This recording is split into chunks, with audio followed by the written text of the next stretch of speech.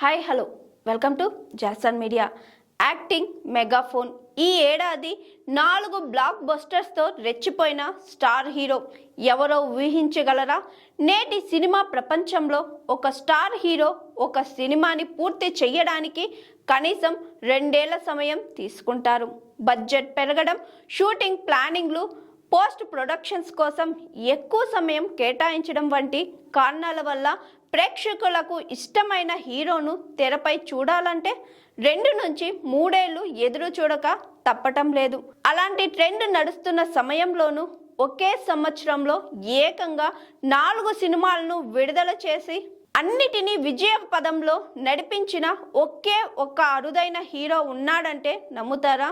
అది కేవలం నటనతో సాధించిన రికార్డు కాదు, దర్శకత్వ ప్రతిభతో కలిపి సాధించిన చారిత్రక ఘనత.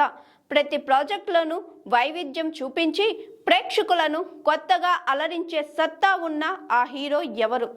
ఆ అరుదైన రికార్డును సొంతం చేసుకున్న హీరో మరెవరో కాదు, తమ ప్రత్యేకమైన కథ ఎంపిక, సహజ నటనతో ప్రపంచవ్యాప్తంగా గుర్తింపు పొందిన కోలీవుడ్ స్టార్ హీరో ధనుష్.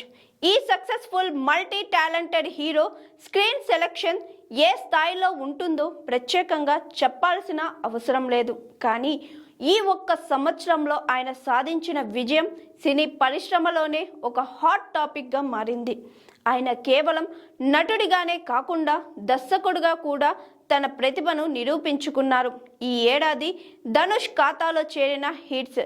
ఈ సంవత్సరంలో మొట్టమొదటిగా ఫిబ్రవరిలో విడుదలైన జాబిలమ్మ నీకు అంత కోపమా అనే సినిమాకి ధనుష్ దర్శకత్వం వహించారు. ఈ సినిమా బాక్సాఫీస్ వద్ద విజయాన్ని నమోదు చేసుకుంది. ఆ తరువాత హీరోగా ధనుష్ నటించిన భారీ సినిమా కుబేరా విడుదలైంది.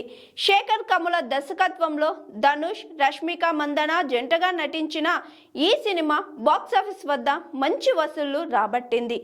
టాలీవుడ్ స్టార్ హీరో నాగార్జున కూడా ఈ సినిమాలో కీలక పాత్రలో కనిపించారు. వీటితో పాటు ధనుష్, శ్రియా దర్శకత్వంలో వచ్చిన ఇడ్లీ కడే, తాజాగా విడుదలై తేరే ఇష్క్ మైన్ వంటి సినిమాలు కూడా ప్రేక్షకులను అలరించాయి.